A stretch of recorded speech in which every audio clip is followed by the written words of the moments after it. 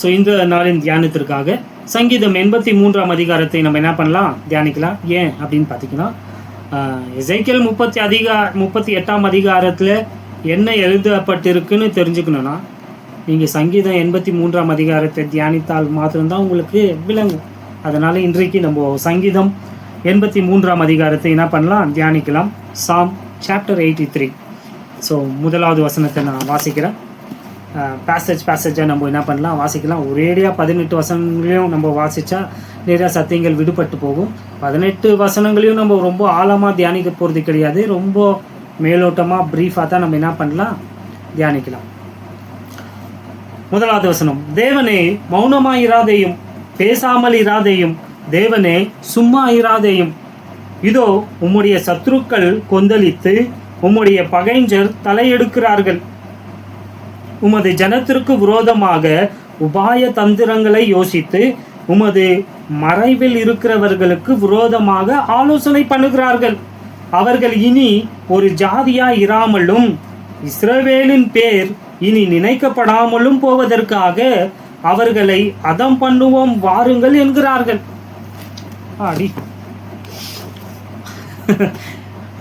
இந்த சங்கீதம் 83ஆம் சங்கீதம் யார் எழுதுனாங்க பார்த்தீங்கன்னா, ஆத்தர் யாருன்னு பார்த்தீங்கன்னா ஏசாப் இல்லைங்களா. இவன் யாருன்னு பார்த்தீங்கன்னா, தாவீதாலே ஏற்படுத்தப்பட்ட ஒரு ராகவ தலைவன், அதாவது மியூசிஷியன்.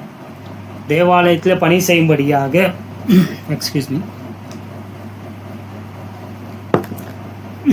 தேவாலயத்தில் பணி செய்யும்படியாக தாவீதினாலே தெரிந்து கொள்ளப்பட்ட ஒரு மனிதன். இவன் வந்து ஒரு மியூசிக் லீடர் மாத்திரம் கிடையாது, இவன் ஒரு தீர்க்கதரிசியுமாக இருக்கிறான். நல்லா கவனம் வச்சுக்கோங்க. இந்த ஆசாப் என்ற மனிதன் வந்து வெறும் ராகவ தலைவன் மாத்திரம் கிடையாது. Is not only a music leader, is also a prophet. அவன் தீர்க்கதரிசியுமாக இருக்கிறான். இந்த ஆசாப் வந்து 12 சங்கீதங்களை வந்து என்ன பண்ணியிருக்கிறான், எழுதியிருக்கிறான். அதாவது சங்கீதம் 73 83 வரைக்கும் யார் எழுதிந்து பார்த்தீங்கன்னா, இந்த ஆசாப்பு மியூசிக் லீடர் தான் எழுதிந்துங்க. அப்புறம் சங்கீதம் 50ஆம் அதிகாரத்தை கூட யார் எழுதினாங்கன்னு பார்த்தீங்கன்னா, இந்த ஆசாப் மியூசிக் லீடர் தான் என்ன பண்ணியிருக்கிறான், எழுதியிருக்கிறான்.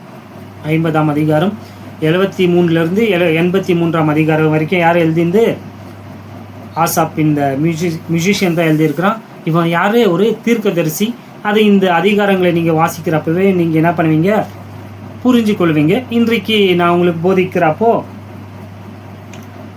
அவன் உரைத்த தீர்க்க தரிசனங்களெல்லாம் நீங்கள் என்ன பண்ணுவீங்க, கற்றுக்கொள்வீங்க. ஸோ இந்த சங்கீதம் எதை குறித்து பேசுதுன்னு பார்த்தீங்கன்னா, உபத்திரவ காலத்தில் யூதர்களுடைய விண்ணப்பத்தை குறித்து. அதாவது யூதர்கள் வந்து அந்த உபத்திரவ காலத்தில் வந்து என்ன பண்ண போகிறாங்க, ஆண்டவரோடு முறையிட போடுறத, வேண்டுதல் செய்கிறத. இப்போ கிறிஸ்துவின் சரீரமாகி சபை வந்து எடுத்துக்கொள்ளப்பட்ட பிறகு இந்த பூமியில் வந்து 7 வருடம் வந்து உபத்திரவ காலம் இருக்கு இல்லைங்களா. அந்தி கிறிஸ்துவினுடைய அந்த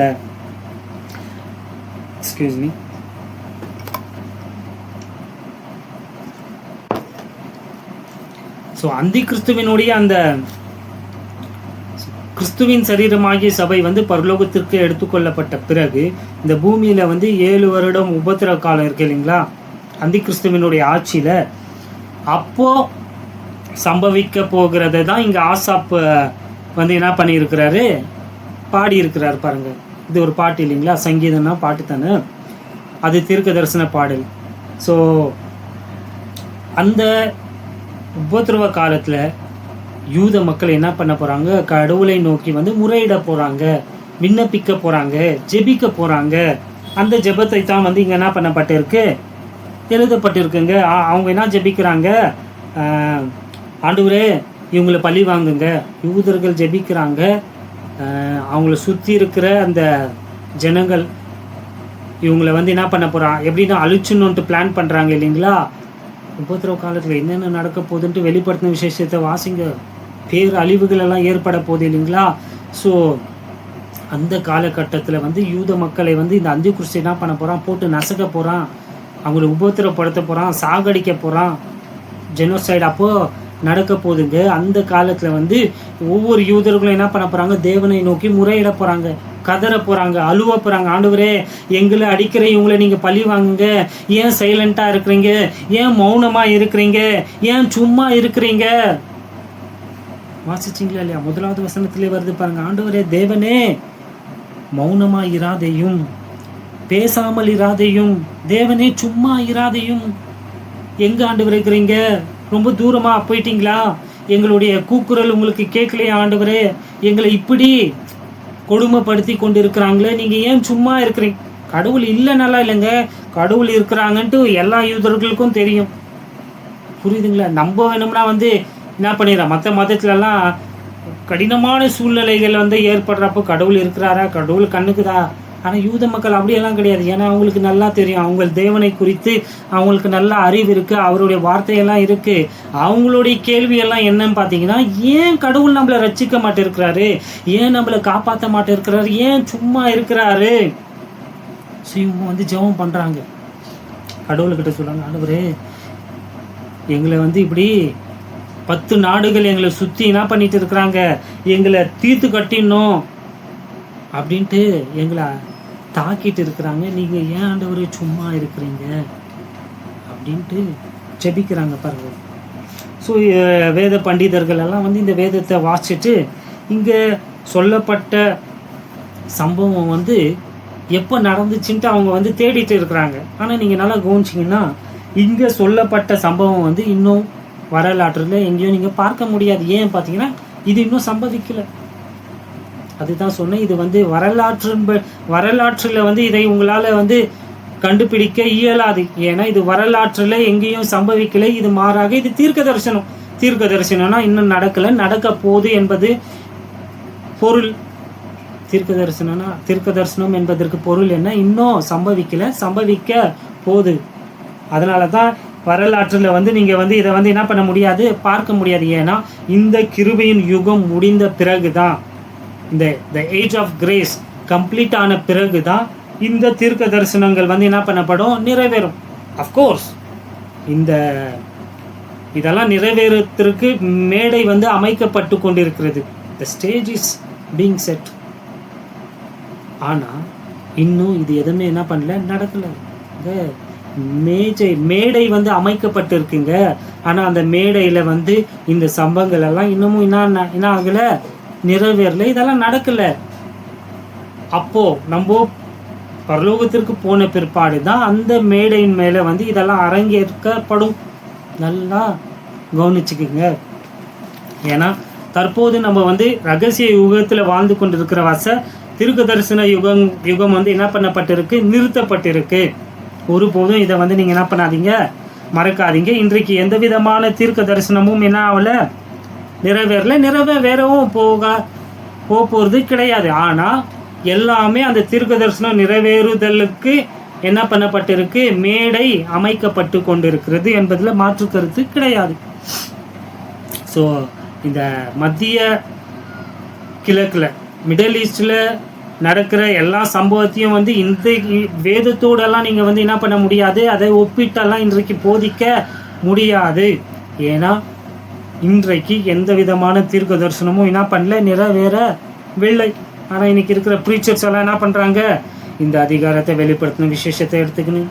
டிவிலெல்லாம் ஒருத்தர் மூச்சு விடாமல் அதை தான் போதிப்பார், ஒரு சேனலை வச்சுக்கணும். பார்த்துக்கிறீங்களா, நம்ம மத்திய கிழக்கில் எது நடந்தாலும் அதை வேதத்தோடு என்ன பண்ணிடுவாங்க, சம்மந்தப்படுத்தி அதை வந்து போதிக்க ஆரம்பிச்சிடுவாங்க. ஆனால் அதெல்லாம் தவறு பாருங்கள். எதுவுமே இன்னைக்கு நடக்கலை, ஆனால் நிச்சயமாக அதெல்லாம் நடக்கும் என்பதில் எந்த விதமான சந்தேகம் கிடையாது. ஏன்னா கடவுள் சொன்னால் அது செய்வார். 70 வாரம் தீர்க்க தரிசனம் உரைக்கப்பட்டது உண்மைதான். அதில் 69 வாரம் நிறைவேறியதும் உண்மைதான். அது நம்மளுடைய கண்களுக்கு முன்பதாக அதற்கு சான்று, அதனுடைய நிறைவேறுதல் இருக்குது இல்லைங்களா. அதாவது 70 வாரங்கள், அதை 70 வருடங்களாக நீங்கள் கூட்டி கழிச்சிங்கன்னா 7 × 7 நீங்கள் கூட்டினீங்கன்னா என்ன வருது, 490 இயர்ஸ் வருது இல்லைங்களா. அதில் 483 வருடங்கள் நிறைவேறிடுச்சு. தானியல் 9ஆம் அதிகாரத்தில் அந்த தீர்க்க தரிசனத்தை உரைக்கிறப்போ அது எந்த காலகட்டத்திலேருந்து துவங்குதுன்ட்டு அந்த எஸ்ரா புத்தகத்தில் எல்லாம் எழுதியிருக்கு இல்லைங்களா. அங்கே இந்த அறிக்கை அறிவிக்கப்பட்டு அப்பத்துலேருந்து கவுண்ட் பண்ணிங்கன்னா என்னென்னலாம் சம்பவிக்கும், அதாவது இயேசு கிறிஸ்து வர போகிறாரு, அவர் வந்து மரிக்க போகிறாரு, அவரை சிலுவையில் அரைஞ்சிடுவாங்க, பாவத்தை வந்து அவர் நிவர்த்தி செஞ்சிருவார், இதெல்லாம் சொல்லப்பட்டிருக்குங்க அந்த தீர்க்கம் 70th வீக். அது ஆல்ரெடி உங்களுக்கு ப்ரீஃபாக தான் போதிச்சிருக்கிறேன். என்றைக்கு நான் உங்களுக்கு டீட்டெயிலாக வேணும்னா நான் என்றைக்கு தான் உங்களுக்கு போதிக்கிறேன். அந்த 70 வாரத்தில் வந்து 69 வாரங்கள் நிறைவேறிச்சு. இயேசு கிறிஸ்து அந்த சபை தேவாலயமே எடுத்து கட்டப்படுகிற அந்த காலகட்டத்திலிருந்து இயேசு கிறிஸ்துவினுடைய மரணம், அடக்கம், உயிர்த்தெழுதல் வரைக்கும் 483 ஆண்டுகள் நிறைவேறிற்று.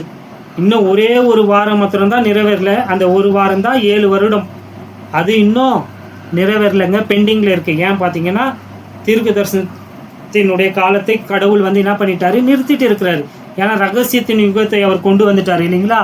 ஸோ இந்த ரகசியத்தினுடைய யுகம் நிறைவு அடையும் போது கம்ப்ளீட் ஆகுறப்போ அந்த 7 வருடங்கள் வந்து என்ன பண்ணப்படும், அந்த கிளாக் வந்து திருப்பி ஸ்டார்ட் பண்ணுவார் கடவுள். அப்போது சொல்லப்பட்ட அந்த தீர்க்க தரிசனங்கள் வந்து என்ன பண்ணும், நிறைவேறும்.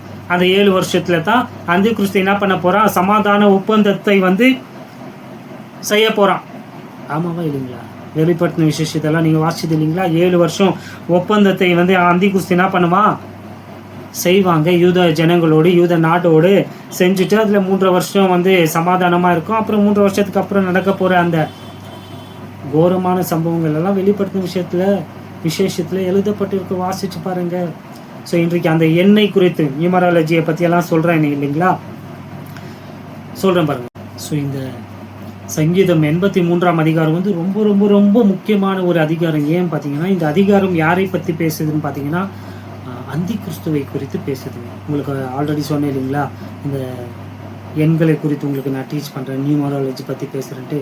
நல்லா கவனிங்க. இந்த சங்கீதம் 83ஆம் அதிகாரத்தில் யாரை பற்றி பேசுதுன்னு பார்த்தீங்கன்னா அந்தி கிறிஸ்துவை பற்றி பேசுது. இந்த அதிகாரத்தில் எத்தனை வசனங்கள் இருக்குது பார்த்தீங்கன்னா 18 வசனங்கள் இருக்குது. ஸோ அந்தி கிறிஸ்துவனுடைய எண் என்னன்னு பார்த்தீங்கன்னா 666 இல்லைங்களா. ஏஞ்சல் டிவி, காட் டிவிலெலாம் நீங்கள் பார்த்தீங்கன்னா 666 666 முத்திரை வந்து அவன் போடுவான். ஸோ அந்தி கிறிஸ்துவனுடைய எண் என்னன்னு பார்த்தீங்கன்னா 666. இந்த சங்கீதத்தில் வந்து எவ்வளோ வசனம் இருக்குது, 18 வசனம் இருக்குது. அந்த 18 வசனத்தை 3ஆக பிரிங்க, 666 தான் சொல்கிறாங்க. எல்லாத்துலேயுமே ரொம்ப ஆழமான சத்தியங்கள் அடங்கியிருக்குங்க இந்த 666. இந்த 18 வசனமும் யாரை பற்றி பேசுறது பார்த்தீங்கன்னா அந்தி கிறிஸ்து உபத்திரவ காலத்தில் செய்ய போகிற அந்த கொடூரத்தை குறித்து, அந்த ஆட்சியை குறித்து தான் வந்து இந்த வசனங்கள் வந்து என்ன பண்ணுது, பேசுதுங்க.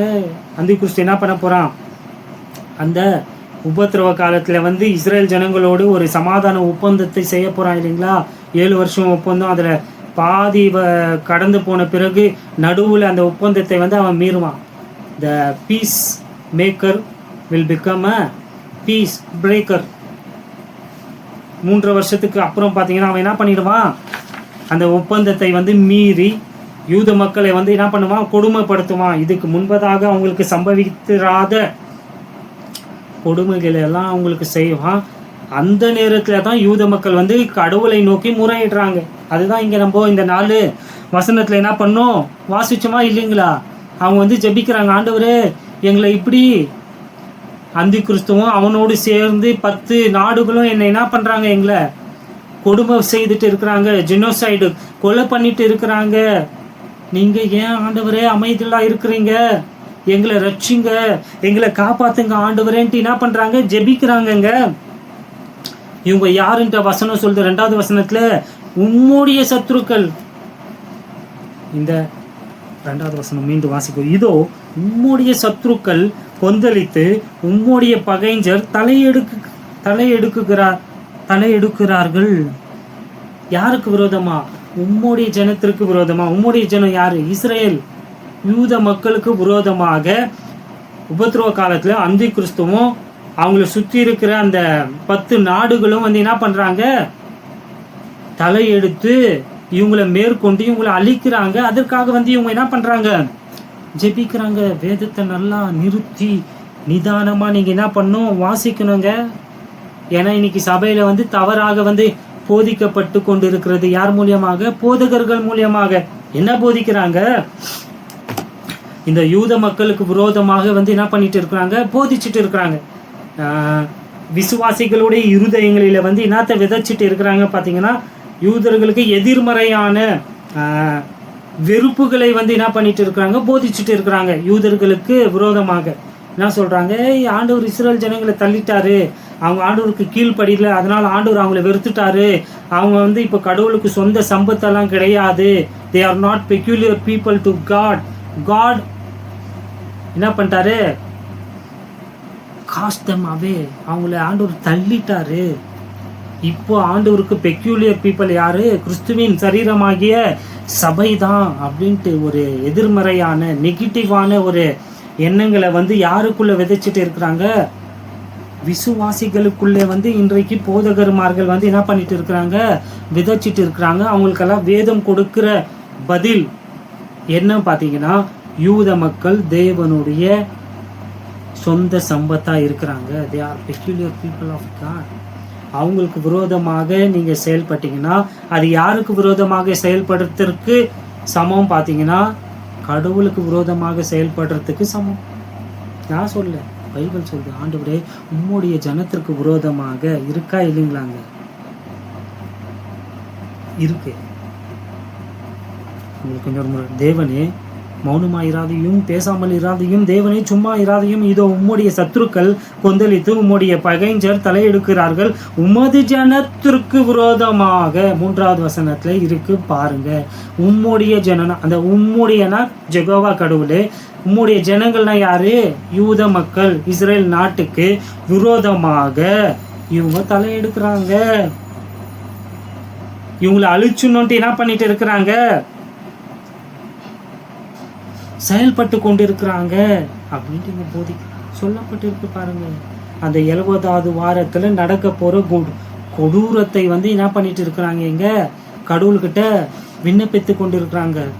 ஆண்டவரே சும்மா இருக்காதீங்க ஆண்டவரே, இன்னும் கொஞ்சம் நீங்க சும்மா இருந்தீங்கன்னா இஸ்ரேல் நாடே ஒன்று இல்லாம போயிடும், யூதர்களே இல்லாம போயிடுவாங்க.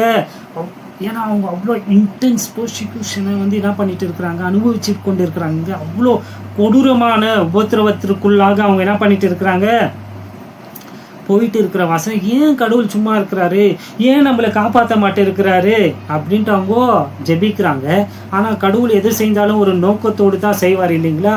இங்கே கூட ஆண்டவருடைய நோக்கம் என்னன்னு பார்த்தீங்கன்னா, இந்த உபத்திரவ காலத்தில் தம்முடைய ஜனங்களை வந்து அவர் என்ன பண்ணுறாரு, ரிஃபைன் பண்ணுறாங்க. எப்படி ஒரு பொண்ணானது சோதிக்கப்பட்டு சுத்த பொண்ணாக விளங்குதோ, நெருப்பில் போயிட்டு அது சுத்த பொண்ணாக விளங்குதோ, அது போலவே இந்த உபத்திரவ காலத்தில் வந்து யூத மக்களை தேவன் என்ன பண்ணிட்டு இருக்கிறாரு, புடமிட்டு கொண்டு இருக்கிறார், ரிஃபைன் பண்ணிட்டு இருக்கிறாரு, அவங்கள சீர்திருத்து கொண்டு இருக்கிறாரு. God is correcting them, refining them. ஏன், வை, ஏன்னா இவங்க சுத்தமாக்கப்பட்டாதான் மற்றவங்களுக்கு இவங்க வந்து என்னவா மாறுவாங்க, ஆசீர்வாதமாக மாற முடியும். இவங்க நல்லவங்களா இருந்தால் தான் மற்றவங்களுக்கு வந்து இவங்க வந்து நற்கிரியைகளை வந்து இவங்களால என்ன பண்ண முடியும், போதிக்கும். இவனே ஒரு ஃப்ராடு, இவனே மொல்ல மாறி, இவனே கேப்பில் மாறித்தனம் பண்ணுறவனா இருந்தால் இவன் போய் எப்படிங்க கடவுளை பற்றி போதிச்சு மற்றவங்களை வந்து கரெக்ட் பண்ணுவா, முடியாது இல்லைங்களா. இன்னைக்கு அப்படி தான் வாழ்ந்துட்டு இருக்கிறாங்க. ஆனால் கடவுளுடைய திட்டம் என்ன, இவங்களை திருத்தி, அதுதாங்க அவருடைய திட்டமே. இந்த உலகத்திற்கே இவங்களை வெளிச்சமாக ஆண்டவராக இயேசு கிறிஸ்து சொன்னாரா இல்லைங்களா, நீங்கள் உலகத்திற்கு ஒளியா இருக்கிறீங்க, நீங்க உலகத்திற்கு உப்பா இருக்கிறீங்க. யாரை பார்த்து சொன்னார், புறஜாதிகளா? கிடையாது, கிறிஸ்துவின் சரீரமாகிய நம்ம இல்லவே இல்லையே, யூத மக்களை தான் சொல்றாரு. ஏன்னா அவங்க தான் மலையின் மேலே வைக்கப்பட்ட வெளிச்சமா இருக்கிறாங்க. அந்த வெளிச்சத்தினால தான் இந்த உலகமே கடவுளை பார்க்கணும் என்பதுதான் அவருடைய திட்டம். ஆதியாகமம் 11ஆம் அதிகாரங்க, மத்தேயு 5ஆம் அதிகாரங்க, 5-7ங்க, விளங்குதுங்களா இல்லைங்களா. இவங்க திருந்து, இவங்க பரிசுத்தமா வாழ்ந்து, இவங்க ஒழுக்கம் உள்ளவங்களா வாழ்ந்தா மாத்திரம்தான் மற்றவங்களை இவங்க வந்து மற்றவங்களுக்கு ஆசீர்வாதமாக மாற முடியும். ஆனால் அவங்க இல்லை, காலங்காலமாக அவங்க இல்லை. அந்த உபத்திரவ காலத்தில் ஆண்டவர் அவங்களை என்ன பண்ணுறாரு, திருத்துறாரு, கரெக்ட் பண்ணுறாரு, தேவையில்லாத விஷயங்களெல்லாம் அவங்கள விட்டு அகற்றுறாரு. அந்த 70வது வாரத்தில் முடிகிறப்போ கடவுள் பூமிக்கு வந்து இவங்கள காப்பாற்றுவார். இதுதாங்க எழுதப்பட்டிருக்கு வேதத்தில். நல்லா நிறுத்தி நிதானமாக வாசிங்க, ஓடாதீங்க, சொல்லுறதெல்லாம் நம்பாதீங்க. இந்த பெரிய பெரிய ஆழமான சத்தியங்கள் யாருமே உங்களுக்கு போதிச்சிருக்க மாட்டாங்க. நான் உங்களுக்கு போதிக்கிறேன், கேளுங்க, நல்லா நிறுத்தி நிதானமாக கேளுங்க. இங்கே வந்து ஒரு பெரிய யுத்தம் நடக்குது. எப்போவுமே யுத்தம்னு வந்துட்டா நீங்கள் வெறியும் இஸ்ரேலுக்கு விரோதமாக பிலிஸ்தியர்கள், அமலேக்கியர்கள் அதை பார்க்கக்கூடாது. பின்னாடி வான மண்டலங்களிலே அங்கே நடக்கிற யுத்தத்தின் பிரதிபலிப்பு தாங்க இங்கே கீழே. தானியெல்லாம் நீங்கள் வாசிக்கலையா? பெர்சியா ராஜாவுக்கு விரோதமாக அங்கே ஒரு யுத்தம் நடந்துட்டு இருந்துச்சுன்றா நீங்கள் வாசிப்பீங்க. மேலே யுத்தம் நடந்துட்டு இருக்கு. கடவுளுக்கும் இவங்க கடவுளாக வணங்குகிற அந்த போலி கடவுள்களுக்கும் எப்பொழுதுமே காலங்காலமாக யுத்தம் நடக்குதுங்க. இதை சில ஆண்டுகளுக்கு முன்பதாக நான் போதிச்சிருக்கிறேன். த காட்ஸ் ஆஃப் ஈஜிப்டுடைய கடவுள்களுக்கு விரோதமாக யெகோவா கடவுள் வந்து எப்படி யுத்தம் பண்ணி அவங்கள எல்லாரையும் வீழ்த்தி ஜெயிச்சாருன்ட்டுங்க. அது வீடியோவாக நான் போதிக்கல, ரைட்டிங் எழுத்து வடிவத்தில் தான் உங்களுக்கு நான் போதிச்சிருக்கிறேன். எல்லா கடவுளையும் ஆண்டவர் என்ன பண்ணுறாரு? அழிச்சு வீழ்த்தி தோற்கடிச்சு தாங்க அவங்கள ஆண்டவர் வந்து வெளியே கொண்டு வந்தார். இப்போவும் மற்ற கடவுளுக்கும் ஸ்மால் ஜி காட்ஸுக்கும் பிக் ஜி காடுக்கும் என்னத்தான் நடந்துட்டு இருக்கு? யுத்தம் நடந்துட்டு இருக்கு. இதெல்லாம் கேட்கவே உங்களுக்கு வினோதமாக இருக்கும். இப்படி எல்லாமா நடந்திருக்குன்னா நடந்திருக்கு. இங்கே ஒரு கடவுள் வராரு, இங்கே அவங்களுடைய சத்துருக்கள் இருக்கிறாங்க. அதை இப்போ காட்டுறாப்போ உங்கள் மனக்கண்கள் திறக்கப்படும். நல்லா கவனிங்க. கடவுளுடைய ஜனங்களுக்கு விரோதமாக எழும்புகிறவங்க கடவுளுக்கு விரோதிகளாக இருக்கிறாங்க. Those who oppose God's people are the enemies of God himself. ஆமாங்க, இஸ்ரேல் ஜனங்களுக்கு விரோதமாக வருவங்க செயல்படுறவங்க யாருக்கு விரோதமாக தான் செயல்படுறாங்க? கடவுளுக்கு விரோதமாக தான் செயல்படுறாங்க. ஸோ இஸ்ரேலுடைய சத்துருக்கள் கடவுளுக்கும் யார் தான்? சத்துருக்கள் தாங்க. ஏன்னா இஸ்ரேல் என்ற ஒரு நாடை உருவாக்கியது யாரு? யார் உருவாக்கியது? கடவுளுங்க. யெகோவா தேவன், யாவே, ஐயம் தட் ஐயம் என்று சொன்ன அவர் தான் ஆபிரகாம் என்ற ஒரு மனிதனை தெரிந்து கொண்டு அவனை ஒரு பெரிய ஜாதியா மாற்றி அவனுக்குன்னு ஒரு நிலப்பரப்பை கொடுக்குறாரு இல்லையா? கானான் தேசம், இஸ்ரேல் நாட்டை கொடுத்து அவங்கள பாலும் தேனும் ஓடுகிற அந்த தேசத்தில் எஸ்டாப்ளிஷ் பண்ணிந்து யாரு? யெகோவா கடவுள் தானுங்க. ஸோ அவர் ஏற்படுத்தி வைத்திருக்கிற அந்த ஜனத்திற்கு விரோதமாக நீங்கள் செயல்படுறப்போ யாருக்கு விரோதமாகவே செயல்படுறீங்க? கடவுளுக்கு விரோதமாகவே செயல்படுறீங்க. ஏன்னா இஸ்ரேலுடைய கடவுள் யாரு? யெகோவா தேவன். இஸ்ரேலுக்கு சத்ருக்கள், கடவுளுக்கும் சத்ருக்கள் தான். இந்த சத்தியத்தை ஒருபோதும் நீங்கள் என்ன பண்ணக்கூடாது? மறக்க கூடாது. தேவனுடைய ஜனங்களுக்கு விரோதியாக இருக்கிறனா நீ யாருக்கே விரோதி? கடவுளுக்கே விரோதி. இந்த கிருபை யுகத்தில் கிடையாதுங்க, தீர்க்க தரிசன யுகத்தில் நான் சொல்கிறேன். ஏன் அப்படின்னு அந்த வார்த்தையை இப்போ சொன்னேன்னா, இந்த கிருபையின் யுகத்தில் பார்த்தீங்கன்னா தேவனுக்கு எல்லாருமே சமம். யாருமே பெக்யூலியர் பீப்புள் எல்லாம் கடவுளுக்கு கிடையாது. நீ யூதனா இரு, முஸ்லீம்னா இரு, இந்துனா இரு, நீ யாரானா இரு, நீ எல்லாமே கடவுளுக்கு யாராக இருக்கிற? அவருடைய பார்வைக்கு இந்த காலத்தில் சமமாக தான் இருக்கிற.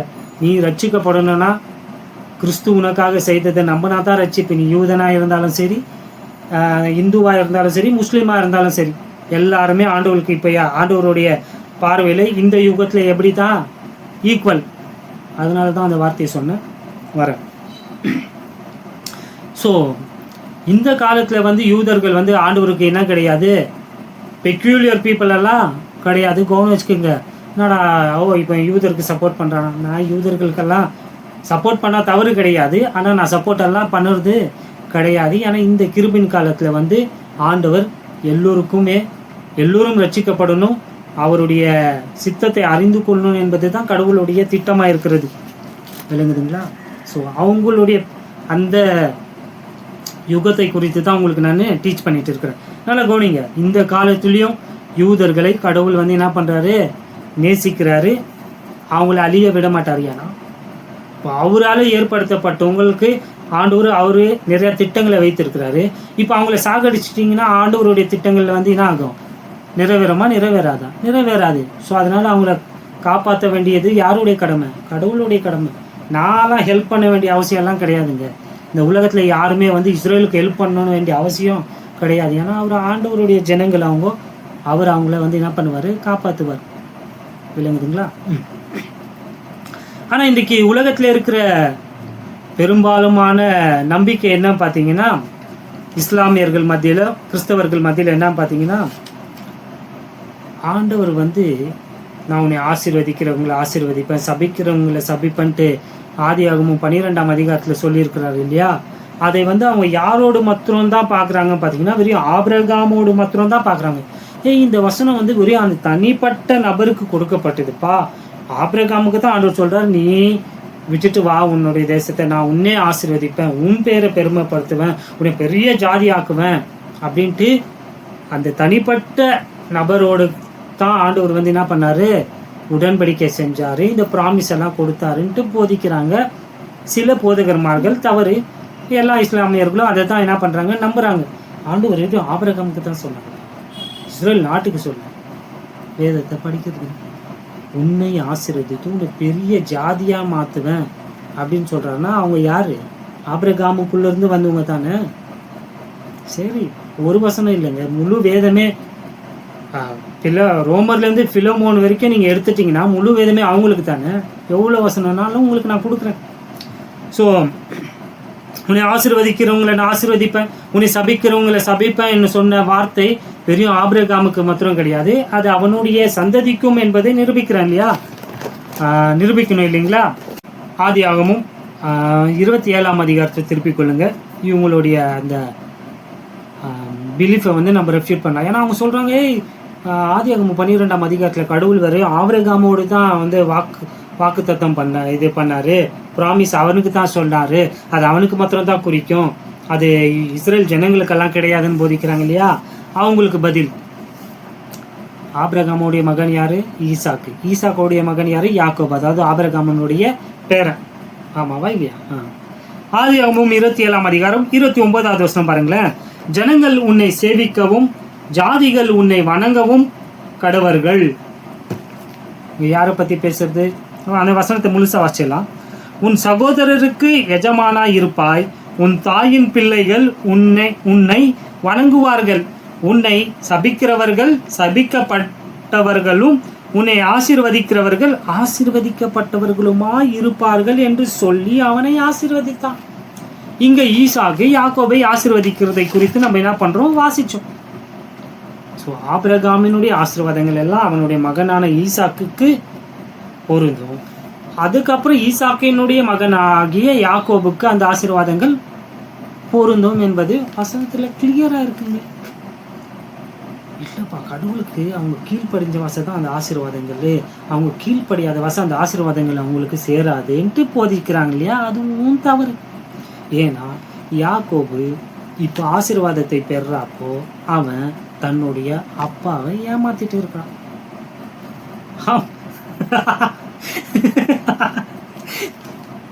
blessing will only come when you obey அப்படின்னு சொல்றாங்க இல்லையா? தவறு. ப்ரூஃப் காட்டுறேன். யாக்கோபு இங்க அப்பாவை ஏமாத்தின்னு இருக்கான். ஈசாக்கு வேஷத்தை போட்டுன்னு மன்னிச்சுக்கங்க. யாக்கோபுடைய அண்ணனானே இஸ்மவேல், ஐயோ மன்னிச்சுக்கங்க, அது ஈசாக்குடைய அண்ணன் இல்லைங்களா? யாருப்பா? ஏசா. மன்னிச்சுக்கங்க. ஏசாவுடைய வேஷத்தை போட்டுட்டு இங்க அப்பாவை ஏமாத்துறான். அப்பா இவனை ஆசீர்வதிக்கிறாரு. என்னன்னு ஆசீர்வதிக்கிறாரு? ஜனங்கள் உன்னை சேவிக்கவும், உனக்கு அடிமைகளா இருப்பாங்க, ஜாதிகள் உன்னை வணங்குவார்கள், உன்னுடைய தாயின், அதாவது அவனுடைய சொந்த கூட பிறந்த அண்ணனே இவனை என்ன பண்ணுவான்? சேவிப்பான். இருக்கா இல்லையா வசனம்? உன் சகோதரருக்கு எஜமானா இருப்பாய், உன் தாயின் பிள்ளைகள் உன்னை வணங்குவார்கள், உன்னை சபிக்கிறவர்கள் சபிக்கப்பட்டவர்களும் உன்னை ஆசீர்வதிக்கிறவர்கள் ஆசீர்வதிக்கப்பட்டவர்களுமாயிருப்பார்கள். ஸோ ஆபிரகாமினுடைய ஆசீர்வாதம் அவருடைய பிள்ளைகளுக்கு வருது. ஏன்னா கடவுள் எப்பவுமே தன்னை நான் ஆபிரகாமின் தேவனும் ஈசாக்கின் தேவனும் யாக்கோபின் தேவனும் என்று சொல்லி சொல்லி சொல்லி அதை உறுதிப்படுத்திட்டார். ஆபிரகாமின் ஆசீர்வாதம் ஈசாக்குக்கு, இஸ்மவேலுக்கு கிடையாது. ஈசாக்கினுடைய ஆசீர்வாதங்கள் யாக்கோபுக்கு ஏசாவுக்கு கிடையாது. ப்ரூஃப் இருக்கா இல்லையா? ஸோ கீழ்ப்படிஞ்சா தான்ப்பா ஆசீர்வாதம் போதிக்கிறாங்களே, அதுவும் தவறு. ஏன்னா இந்த சம்பவம் நடக்கிறப்போ யாக்கோபு கீழ்ப்படியல. இன்னும் இருக்கு தனிப்பட்ட நபர்களை பார்த்துட்டு இல்லைங்களா. இப்போ முழு நாடையே உங்களுக்கு காட்டுறேன். எல்லாருக்கும் தெரிஞ்ச வசனம் தான் உபாகமும் இல்லை என்னாகமும், நம்பர்ஸ் என்னாகமும் 24ஆம் அதிகாரத்தை திருப்பிக் கொள்ளுங்க. ஆல்ரெடி இந்த அதிகாரம்லாம் உங்களுக்கு ரொம்ப ரொம்ப ரொம்ப ஃபெமிலியரான ஒரு அதிகாரம் இல்லைங்களா. இங்கே வந்து பாலாக் ராஜா வந்து பாலாம் தீர்க்கதரிசியை கூப்பிட்டு இஸ்ரேல் ஜனங்களை வந்து சபிக்கும்படியாக கூட்டிகிட்டு வரான் இல்லைங்களா. 3 முறை வந்து இவன் இஸ்ரேல் ஜனங்களை சபிக்க என்ன பண்ணுறான், வாயை திறக்கிறப்பெல்லாம் வந்து அவங்கள ஆசீர்வதிச்சிடறான். பாலாக் ராஜா கோபம் அடைகிறாங்க. காசு கொடுத்து விலை கொடுத்து வாங்கியும் வீணாக போச்சுன்ட்டு கவலைப்படுறான். ஆமாம் இல்லைங்களா? திருப்புங்க 24ஆம் அதிகாரம் என்னாகமும் வசனம் 9வது வசனம் பாருங்களேன். 9வது வசனம், சிங்கம் போலவும் துஷ்ட சிங்கம் போலவும் மடங்கி படுத்து கொண்டிருக்கிறார்கள். அவர்களை எழுப்புகிறவன் யார்? உங்களை ஆசீர்வதிக்கிறவன் ஆசீர்வதிக்கப்பட்டவன், உங்களை சபிக்கிறவன் சபிக்கப்பட்டவன் என்றான். பாருங்க, இங்க பாலாம் தீர்க்கதரிசி என்ன பண்றான், அவங்கள சபிக்கிறதுக்கு பதிலாக அவங்கள வந்து ஆசீர்வதிக்கிறான். ஆசீர்வதிக்கிறப்பவே சொல்றான், உங்களை ஆசீர்வதிக்கிறவர்கள் ஆசீர்வதிக்கப்பட்டிருப்பாங்க, உங்களை சபிக்கிறவர்கள் சபிக்கப்பட்டிருப்பார்கள், சபிக்கப்பட்டவன் என்றான். யாரை பத்தி சொல்றாருங்க? இஸ்ரேல் முழு நாடை பத்தி. இந்த சம்பவம் நடக்கிறப்போ இஸ்ரேலர்கள் கீழ்ப்படிஞ்சுன்னு இருந்தாங்களா? இங்க நடக்கிற சம்பவம் உங்களுக்கு தெரிய இல்லைங்களா? டைம் இல்லைங்க. வேணா அது கர்த்தருக்கு கீழ்ப்படியாத பட்சத்தான் அந்த சூழ்நிலையில அவங்க இருக்கிறாங்க. கீழ்ப்படியாத பட்சத்திலும் அவங்கள சபிக்க முடியலங்க. இந்த பாலாக் ராஜா வந்து இவனை பாலாம் தீர்க்கதரிசியை வந்து காசு கொடுத்து கூட்டிட்டு வந்துட்டு இருக்கிறாங்க. ஐயா சாரு தீர்க்கதரிசி பாலாம் தீர்க்கதரிசி வராருங்க, BMW வந்துனுக்குறான், வேகமா ஹை ஸ்பீடில் வந்துனுக்குறான். இவங்களை என்னத்துக்கு சபிக்க. உடனே அங்கே டிராஃபிக் போலீஸ் என்ன பண்ணாங்க, ஸ்டாப் பண்ணுறாரு. யார்? தேவதூதன் வந்து நிறுத்துறாரு. அவரை ஸ்டாப் பண்ணிட்டு BMW ஸ்டாப் ஆயிடுச்சு. நான் தான் சொல்கிறேன் இல்லைங்களா, அதெல்லாம் போதிக்க உங்களுக்கு ஃபெமிலியர் தான், தெரிஞ்ச வேத பகுதி தான். அதனால தான் நான் சுருக்கமாக வேடிக்கையாக உங்களுக்கு சொல்கிறேன். அந்த காலத்தில் வந்து கழுதை தாங்க BMW, அதில் தான் பிரயாணம் பண்ணுவாங்க. அதனால சொல்கிறேன், BMW வந்துனுக்குறாங்க, ஸ்பீடாக வந்துனுக்குறான். டிராஃபிக் இன்ஸ்பெக்டர் ஸ்டாப் பண்ணுறாரு, அவனை நிறுத்துடான்ட்டு. எங்கே போயின்னுக்கிற? நான் சபிக்க போயின்னு இருக்கிறேன். யாரை? இஸ்ரேல் ஜனங்களை. இஸ்ரேல் ஜனங்கள் யார்? என்னுடைய ஜனம். கடவுள் சொல்கிறாரு பாருங்க, கீழ்ப்படியாத ஜனங்கள் தான், இருமாப்புடையவர்கள், வணங்கா கழுத்துள்ளவங்க. என்ன தப்பு? ஆனாலும் ஒரு மனுஷனை நினைக்கிறார், அந்த ஆபிரகாமுக்கு கொடுத்த அந்த வாக்கு தத்தத்தை, அந்த ப்ராமிஸை, உடன்படிக்கையெல்லாம் நினைக்கிறாரு. உன்னை நான் பெரிய ஜாதியாக, ஏன்னா அவருடைய ஆசீர்வாதங்கள் எல்லாம் அவருடைய சந்ததிக்குப்பா. காலங்காலமா அது கீழ்ப்படியாமை வைத்து அது அந்த உடன்படிக்கை நிபந்தனை உள்ள உடன்படிக்கை கிடையாதுப்பா. ஆல்ரெடி போதிச்சுட்டேன் இல்லைங்களா? ஆபிரகாமின் உடன்படிக்கை கேட்டு பாருங்க, ரொம்ப ரொம்ப முக்கியமானதுங்க. அந்த உடன்படிக்கையெல்லாம் நீங்கள் புரிஞ்சுக்கினா தான் வேதம் புரியும். இல்லைனா இதையும் ட்விஸ்ட் பண்ணி தப்பாக போதிப்பாங்க. அதனால கீழ்ப்படிதலே ஞானத்தின் ஆரம்பம். கடவுள் பலியை பார்க்கிலும் கீழ்ப்படிதலே எதிர்பார்க்கிறார் உத்தமம். சாமுவேல் 15 அதெல்லாம் மறுக்கலைங்க, கீழ்ப்படியணும். அது நம்மளுடைய பிரதான நோக்கம். கர்த்தருடைய வார்த்தைக்கு நான் சொல்ல வருது என்னன்னா, அவங்க சொல்றாங்க இல்லையா, கண்டிஷன் பேஸ்டு. அவங்க இவங்களை எப்படின்னா அழிக்கணும், இது அவங்களுக்கு பாஸ்டர்ஸ் இஸ்லாமியர்கள் சொல்கிறாங்க இல்லையா, அவங்களுக்கு பதில் கொடுத்துட்டு இருக்கிறேன். கீழ்ப்படிதல்னாலலாம் கிடையாது. ஒவ்வொரு முறையும் அவங்களுக்கு ஆண்டவர் இந்த ஆசீர்வாதங்களை சொல்கிறப்பெல்லாம் அவங்க கீழ்ப்படியாமல் இருந்த அந்த நிலையை தான் உங்களுக்கு காட்டிட்டு இருக்கிறேன். நல்லா கவனம் வச்சுக்கோங்க, தப்பாக போயிடாதீங்க. ஸோ கீழ்ப்படியாத பட்சத்துலையும் அவங்களுக்கு அந்த ஆசீர்வாதங்கள் சேருது அவங்களுக்கு வந்து. ஏன்னா கடவுள் அது அவங்களுக்கு நிபந்தனை இல்லாமல் அவங்களுக்கு கொடுத்த ப்ராமிசஸ்ங்க, புரிஞ்சுக்குங்க. ஆனால் இன்றைக்கி பார்த்தீங்கன்னா 2 வியூ இருக்கு இல்லையா. ஒன்று ஆண்டவர் இஸ்ரேல் ஜனங்களை தள்ளிட்டார். இன்னைக்கு அவங்க வந்து கர்த்தருக்கு பிரியமான ஜனம் எல்லாம் கிடையாது. கிறிஸ்துவின் சரீரமாகிய சபை தான் இன்னைக்கு ஆண்டவருக்கு பிரியமான ஜனம் அப்படின்னு போதிக்கிறாங்க. முற்றிலும் தவறானது. இன்னும் ஒருத்தர் எல்லாம் என்ன பார்த்தீங்கன்னா, இஸ்ரேல் இன்னமும் கடவுளுடைய தெரிந்து கொள்ளப்பட்ட ஜனங்கள் தான், இன்னமும் அவங்களுக்கு அந்த ஆசீர்வாதங்கள் எல்லாம் இருக்குன்னு போதிக்கிறான். அதுவும் தவறு. இந்த கிருபின் காலத்தில் இஸ்ரேல் வந்து கடவுளுக்கு பெக்யூலியர் பீப்புள் எல்லாம் கிடையாது. நல்லா கவனிச்சுக்குங்க. 2 சொல்லியிருக்கிறேன். ஒன்று, ஆண்டவர் ரிப்ளேஸ் பண்ணிட்டார், ரிப்ளேஸ்மெண்ட் தியாலஜின்ட்டு, மாற்று இறையியல். இன்னைக்கு இஸ்ரேல் கிடையாது, அதெல்லாம் சபை தான், சபைக்கு தான் இந்த ஆசீர்வாதங்கள் எல்லாம், நம்ம தான் ஆவிக்குரிய இஸ்ரவேலர்கள், நமக்கு தான் இந்த வாக்கு தத்துவங்கள் எல்லாம் பொருந்துன்றாங்க. முற்றிலும் தவறு, பொய். ஒன்று அது. இன்னொன்று சொல்கிறாங்க, இல்லை ஆண்டவர் இஸ்ரேல் எல்லாம் தள்ளலை, இன்னமும் ஆண்டவருடைய சொந்த சம்பத்தான ஜனங்கள் தான், இன்னமும் ஆண்டவர் வந்து அவங்களுக்கு சொல்லியிருந்தாலாம் இப்போ செஞ்சுட்டு இருக்கிறாருன்னு சொல்கிறதும் தவறு தான். அதாவது 1948 ஆண்டவர் கொண்டு வந்துட்டாரு, அவங்கள ஆசீர்வதிச்சுட்டு இருக்கிறாரு, பொய் அதெல்லாம். இந்த கிருபையின் காலத்தில் ஆண்டவர் கிறிஸ்துவின் சரீரமாகிய சபையை என்ன பண்ணிட்டு இருக்கிறாரு, கட்டிட்டு இருக்கிறாரு என்பதை புரிஞ்சுக்குங்க. இந்த காலகட்டத்தில் யூதன் என்றும் இல்லை, கிரேக்கன் என்றும் இல்லைங்க. முஸ்லீமு, இந்துஸு, ஈவன் ஜூஸு, இவங்க எல்லாமே ரட்சிக்கப்படணும் என்பது கடவுள் சித்தம். அவங்கெல்லாம் வந்து கிறிஸ்துவின் சரீரத்தில் ஒரு அவயவமாக மாறணும் என்பது தாங்க அவருடைய சித்தம். புரிஞ்சுக்குங்க. பகுத்து பிரித்து வேதத்தை நீங்கள் போதிக்கலைன்னா உங்களுக்கு வேதம் புரியாது, குழப்பமாக தான் இருக்கும். தற்காலிகமாக யூதர்களை இஸ்ரேல் நாடை ஆண்டவர் என்ன பண்ணி வச்சிருக்கிறாரு, தள்ளி வச்சிருக்கிறார். உண்மைதான். பர்மனண்ட்டாக அவங்கள வந்து தள்ளி இல்லைங்க. தற்காலிகமாக இந்த மிஸ்ட்ரி ப்ரோக்ராமில் ஆண்டவர் வந்து ப்ரொஃபட்டிக் ப்ரோக்ராமை நிறுத்தி வைத்திருக்கிறாரு, இஸ்ரேலர்களை தள்ளி வைத்திருக்கிறாரு என்பது உண்மைதான். ஆனால் மீண்டும் அவங்கக்கிட்ட வந்து அவங்களுக்கு கொடுத்த அந்த வாக்குறுதிகளை எல்லாம் அவர் நிறைவேற்ற போர்வார் என்பதில் ஒரு சந்தேகமும் கிடையாது. ஆமாவா இல்லைங்களா?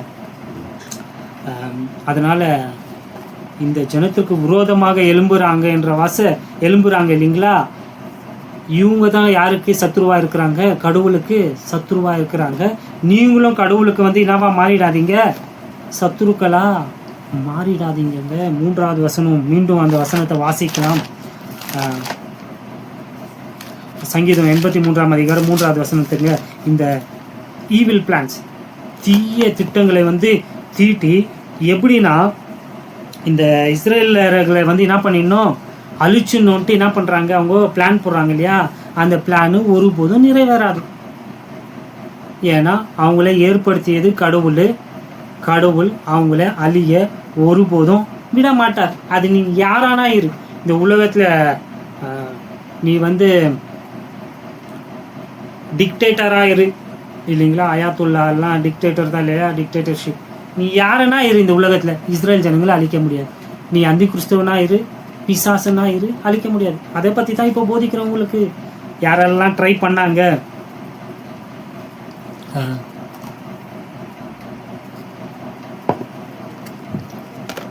இஸ்ரேல் அழிக்க வந்து காலங்காலமாக ட்ரை பண்ணிட்டு தான் இருக்கிறாங்க, முயற்சி செய்து கொண்டு தான் இருக்கிறாங்க. எப்போத்துலேருந்து, எப்போ கடவுள் இஸ்ரேலை உருவாக்குனாரோ, எப்போ அவங்களுக்கு அவருடைய திட்டத்தை எல்லாம் வெளிப்படுத்தினாரோ, அப்போவே ஸ்டார்ட் ஆயிடுச்சு சாத்தானுடைய பிளானு. இந்த கூட்டத்தை ஒழிச்சு கட்டிடணும், இவங்களை அழிச்சிடணுன்ட்டு. எவ்வளோ பேர் இருந்தாங்க. உதாரணத்திற்கு ஆமான், கடந்த பாடம் இல்லை, அதுக்கு முன்னாடி உங்களுக்கு போதிச்சு இல்லைங்களா, எஸ்தர் புத்தகத்தில் பார்த்தீங்கன்னா ஆமான் எழுந்து எப்படின்னா வந்து என்ன பண்ணிடணும், இந்த யூத குலத்தையே ஒருத்தர் இல்லாமல் அழிச்சுடணுன்ட்டு என்ன பண்ணான், முயற்சி தான். அவன் தோணின குழியில் அவனே விழும்படியாக கடவுள் செய்தாரா இல்லையா? இங்கே நல்லா கவனிச்சிங்கனுங்க. இந்த முழு வேதத்திலேயே எஸ்தர் புத்தகத்தில் தாங்க கடவுளை பற்றி இல்லை, கடவுளே நீங்கள் பார்க்க முடியாது. ஆனால் இந்த முழு வேதத்துலேயும் கடவுள் எப்படி பின்னாடியிலிருந்து கிரியை செய்தாருன்னு பார்த்தீங்கன்னா அற்புதமாக இருக்குங்க. God was working behind the scenes. அதாவது இஸ்ரேலுக்காக தேவனே திரைக்கு பின்பதாகவே என்ன பண்ணி கொண்டு இருந்தார், செயல்பட்டு கொண்டு இருந்தார். அவரை பற்றி அங்கே எழுதியிருக்காருங்க. ஆனால் அந்த மக்களை மீட்கும்படியாக அவர் நகர்த்தின அந்த காயின்கள் எல்லாம் நீங்கள் பார்த்தீங்கன்னா அற்புதமாக இருக்குங்க. கடைசியில் வச்சார் பாருங்க செக்கு, யாருக்கு, ஆமானுக்கு செக்கு வச்சாருங்க. முடிஞ்சிச்சு ஜோலி. ஏன் ஜனத்தை முடிக்கணும்னு நீ நினைச்சா, இந்தா வாங்கிக்கோ. இதுதான் காலங்காலமாக நடந்து கொண்டு இருக்குங்க. யாரெல்லாம் இஸ்ரேல் ஜனங்க அழிஞ்சு போகணும்னு நினைச்சாங்களோ அவங்கெல்லாம் அழிஞ்சு போனாங்க. ஆனால் இஸ்ரேல் ஜனங்க இன்னமும் வாழ்ந்துட்டு தான் இருக்கிறாங்க. ஆமாவா இல்லைங்களா? உதாரணங்களை சொல்லிட்டு போயிட்டே இருக்கலாங்க. பார்வோன் ட்ரை பண்ணான், இஸ்ரேல் ஜனங்களை அழிக்கணும்ட்டு பார்வோன் ட்ரை பண்ணான், ஆமான் ட்ரை பண்ணான், முகமது அவர் ட்ரை பண்ணான், அதாவது இஸ்லாமுடைய தீர்க்கதரிசி முகமது அவர் ட்ரை பண்ணார், அடால்ஃப் ஹிட்லரு, மற்ற இன்னும் அயாத்துல்லா காமினி செத்தான் இல்லைங்களா? எல்லாருமே ட்ரை பண்ணி பண்ணி பண்ணி பண்ணி அவங்க தான் எலிமினேட் ஆனாங்க. ஆனால் இஸ்ரேல் இன்னமும் ஸ்ட்ராங்காக வாழ்ந்துட்டு தான் இருக்காங்க. ஏன் இதை சொல்கிறேன்னா, அவங்க கடவுளுடைய ஜனங்கள் என்பதை ஒருபோதுமும் ஒரு காலமும் நீங்கள் என்ன பண்ணக்கூடாது, மறக்கக்கூடாதுங்க. அவங்களுக்கு விரோதமாக நீங்கள் பிளான் பண்ணி உங்களால் எல்லாம் சக்சீட் ஆக முடியாது. You can not succeed. வேணும்னா குறித்து வச்சுக்கோங்க. உலகமே திரண்டு அவங்கள அழிக்கணும்ட்டு நினைச்சாலும் அது முடியாதுப்பா. ஏன்னா உலகத்தை பார்க்கிலும் அவர்களுக்குள் இருக்கிறவர் பெரியவர். யோவான் அப்போஸ்தலன் சொல்றாரு இல்லையா, அவனை பார்க்கிலும், அதாவது சாத்தானை பார்க்கிலும் கடவுள் பெரியவருங்க. அவங்கள காக்கிற தேவன் தூங்குவதும் இல்லை உறங்குவதும் இல்லை. அதனால அவங்கள அழிக்க, அவங்களுக்கு விரோதமாக செய்யப்படுகிற எந்த திட்டமும் வாய்க்காமே போகும். அது வெற்றி அடையாது, தோல்வியில தான் போய் முடியும். ஏன்னா அவங்களுடைய கடவுள் இன்னமும் உயிரோடு இருக்கிறார். ஏன்னா அவங்க அவருடைய கண்ணின் மணிகள். உண்மையா இல்லைங்களா? அதெல்லாம் அவங்களுக்கு நம்மளை கொத்தி நம்மளை அழிச்சு நம்மளை என்னென்ன பண்ணாலும் ஆண்டவர் விடுவார். ஏன்னா நம்ம அவருடைய சரீரமாகிய சபை அதெல்லாம் அனுபவிக்கிறது பாக்கியம். ஆனால் அவங்களுக்கு அப்படி கிடையாது. அவங்க மேலே பெரிய திட்டம் இருக்குது. இந்த பூமியை ஆட்சி செய்ய போகிறவங்களும் அவங்க தான். அவங்கள அழிய விட்டுட்டாருன்னா அப்போது அதெல்லாம் நிறைவேறாது. அவர் இருக்கிறாரு, அவர் காப்பாற்றுவார். ஏன்னா அது அவருடைய ஜனங்கள். இன்னைக்கு யார் பார்த்தாலும் இஸ்ரேலுக்கு விரோதமாக தான் பேசுகிறாங்க. இவங்கெல்லாம் இஸ்ரேலர்களே கிடையாது, யூதர்களே இல்லைப்பா அப்படின்றலாம் நிறையா சொல்கிறாங்க இல்லையா? கவலையே கிடையாது. ஏன்னா அவங்கள உருவாக்கியவருக்கு அவங்க யார், அவங்க எங்கே இருக்கிறாங்கன்னு எல்லாம் அவருக்கு தெரியும். உண்மையான யூதன் யாருன்ட்டு யாருக்கு தெரியும்? 12 கோத்திரங்களாக இந்த பூமியில உலகமெங்கிலும் சிதறடிக்கப்பட்டு இருக்கிறாங்க இல்லைங்களா? யார் யூதர்ன்ட்டு யாருக்கு தெரியும்? கடவுளுக்கு தெரியும். அவங்க எங்க இருக்கிறாங்கன்ட்டு அவருக்கு தெரியும். அவர் அவங்கள கூட்டி சேர்ப்பாரு. அதனால நம்ம ரொம்ப எல்லாம் டென்ஷன் எல்லாம் எடுத்துக்க வேண்டிய அவசியம் கிடையாது. யார் இவங்க உண்மையான யூதனா போலியான்றதெல்லாம் நம்மளுடைய வேலை கிடையாதுங்க. அவர் 2வது வருகையில் அவங்கள என்ன பண்ணுவார், கூட்டி சேர்ப்பார். உண்மையான யூதர்களை அவர் என்ன பண்ணுவார், கூட்டி சேர்ப்பார். உண்மையான அந்த யூத நாடை, யூத மக்களை இஸ்ரேலில் அவர் என்ன பண்ணுவார், கூட்டி சேர்ப்பாருங்க. 3வது வசனம் ரொம்ப முக்கியமான ஒரு வசனம். அதை உங்களுக்கு நான் கோட் பண்ணாத விட்டுட்டேன்னு நினைக்கிறேன். திருப்பி உங்களுக்கு அதை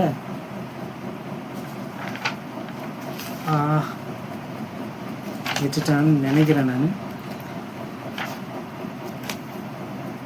சரி, இப்பயே காட்டுறேன் உங்களுக்கு நான். உண்மையானவங்க அவருக்கு யாருன்ட்டு அவருக்கு நல்லா தெரியுங்க. காலங்காலமாக போலியான யூதர்கள் யார், உண்மையான யூதர்கள் யாருன்ட்டு நான் அடிக்கடி சொல்கிறேன் இல்லையா? காட்லி ரெமனன்ட், ஸ்மால் ரெமனன்ட். எப்போவுமே தேவனை, ஜெகோவா தேவனை உண்மையாய் பின்பற்றணுங்க உண்டு. எலியா சொல்கிறாரு, ஆண்டவரே எல்லாரையும் கொண்டுட்டானுங்க, பயப்படுங்க, நான் மட்டும்தான் இருக்கிறேன். இல்லைப்பா, இல்லை. பாகால் அந்த சிலைக்கு, பேயால் சிலைக்கு வணங்காத 7000 9,000 7,000 பேர் இன்னமும் இருக்கிறாங்க. ஆண்டவர் மறைச்சி வச்சிருந்தாருங்க அந்த ரெமனன்ட்டை. யூத மக்கள் எல்லாம் அழிச்சிட முடியாதுங்க. இங்கே 3வது வசனத்தில் பாருங்களேன், உமது ஜனத்திற்கு விரோதமாக உபாய தந்திரங்களை யோசித்து உமது மறைவில் இருக்கிறவர்களுக்கு, the hidden ones, they have taken crafty counsel against thy people and consulted against thy hidden ones. அந்த hidden ones யாரு? ரெமனன்ட், காட்லி ரெமனன்ட்டுங்க, ஸ்மால் ரெமனன்ட்டுங்க. அந்த உபத்திரவ காலத்தில் ஆண்டவர் காப்பாற்ற போகிற அந்த உண்மையான பக்தி உள்ள யூதர்கள் தாங்க அந்த 3வது வசனத்தில் என்ன பண்ணப்பட்டிருக்கு, சொல்லப்பட்டிருக்கு பாருங்க. கடவுளை எப்பொழுதுமே உண்மையாக பின்பற்றினவங்க வந்து எப்பவுமே இருந்திருக்கிறாங்க. அதனால வந்து எல்லா யூதர்களையும் நீங்கள் ஒரே ஒரு இதில் கொண்டு வர, கண்ணோட்டத்தில் கொண்டு வர முடியாது. எப்பவுமே போலியானவங்களும் இருப்பாங்க, ஒரிஜினல் நிஜமானவங்களும் இருப்பாங்கங்க, கவனம் வச்சுக்கோங்க. ஆனால் இது எனக்கு புரியாத விஷயம் என்னன்னா, இந்த கிறிஸ்துவங்க ஏன் இந்த யூத மக்கள் மேலே இவ்வளோ வெறுப்பை காட்டுறாங்கன்னு எனக்கு புரியல. இந்த மார்ட்டின் லூத்தர் இவங்களெல்லாம் பார்த்தீங்கன்னா அவங்கள வெறுக்கிறாங்க. அவங்கள பார்த்தாலே என்ன வராங்க, வெறுக்கிறாங்க. அவங்க கெட்டவங்கன்னு சொல்கிறாங்க. முதல்ல இவங்களே போய் கண்ணாடியில் பார்க்கணும். நீயே கெட்டவன்பா, நான் என்னை கூட தான் சேர்த்துக்கிறேன். இந்த உலகத்தில் இருக்கிற எல்லா மனுஷனும் கெட்டவன் தான்ப்பா. அவனும் கெட்டவன், நீயும் கெட்டவன், நானும் கெட்டவன். அதுதான் அப்போஸ்தலனாகிய பவுல் ரோமர் 1 அதிகாரத்தில் 2 அதிகாரத்துலலாம் போதிக்கிறதே. என்ன யூதர்கள் ஸ்பெஷலெல்லாம் கிடையாது. அவனும் பாவி, நீயும் பாவி, புறஜாதியார்களும் பாவி, எல்லோரும் பாவம் செய்து தேவனுடைய மகிமை இழந்து தூரமாக இருக்கிறோம். அதுதான் நாங்கள் பாயிண்ட்டு. அப்போஸ்தலனாகிய பவுலுடைய பாயிண்ட் அது தாங்க. எல்லாருமே பாவி தான். என்னாவோ இவங்க நீதிமான் மாதிரியும் அவங்க ஏதோ ரொம்ப கொடூரமான, நீயும் பாவி அவங்களும் பாவி தான். தேவனுக்கு முன்பதாக எல்லாருமே சமம்தான், எல்லாமே பாவிகள் தான்.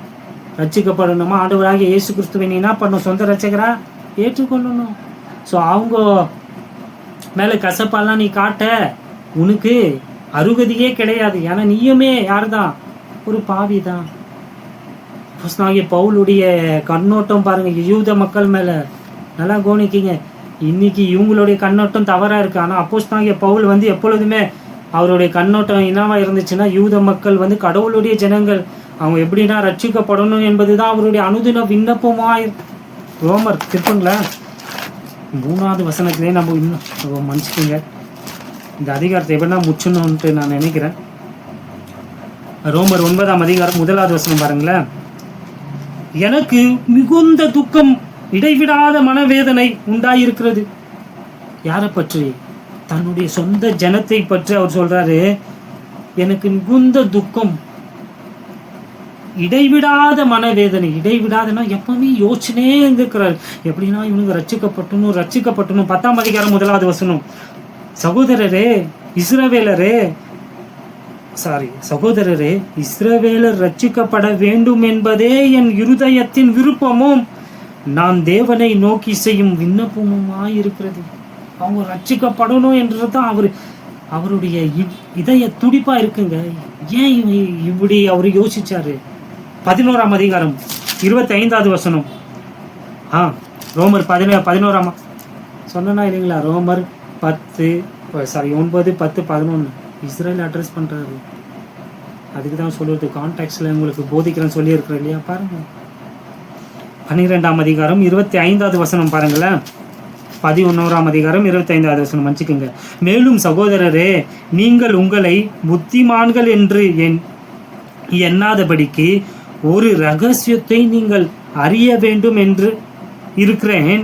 அது என்னவெனில், புறஜாதியாருடைய நிறைவு உண்டாகும் வரைக்கும் இஸ்ரவேலர் ஒரு பங்குக்கு கடினமான மனதுண்டாயிருக்கும். இந்த பிரகாரம் இஸ்ரவேலர் எல்லாரும் ரட்சிக்கப்படுவார்கள். மீட்கிறவர் சியோனிலிருந்து வந்து அவபக்தியை யாக்கோபை விட்டு விலக்குவார் என்றும். 27வது வசனம். நான் அவர்களுடைய பாவங்களை நீக்கும் போது இதுவே நான் அவர்களுடனே செய்யும் உடன்படிக்கை என்றும் எழுதியிருக்கிறது. அற்புதமான ஒரு வசனம் பார்த்தீங்களா? பவுல் சொல்றாரு, இஸ்ரேல் ஜனங்கள் ரட்சிக்கப்படுறது தான்ப்பா எனக்கு என்னுடைய ஆசை, என்னுடைய விண்ணப்பம் எல்லாம். டெய்லி நான் கடவுள்கிட்ட அதுதான் ஜெபிக்கிறேன். எனக்கு துக்கமா இருக்கு. ஏன்? ஏன்னா அவங்க தேவனால் தெரிந்து கொள்ளப்பட்ட ஜனம். அவங்களுக்கு தான்ப்பா தீர்க்கதரிசிகள் அனுப்பப்பட்டாங்க. அவங்களுக்கு தான்ப்பா நியாய பிரமாணங்கள் கொடுக்கப்பட்டது.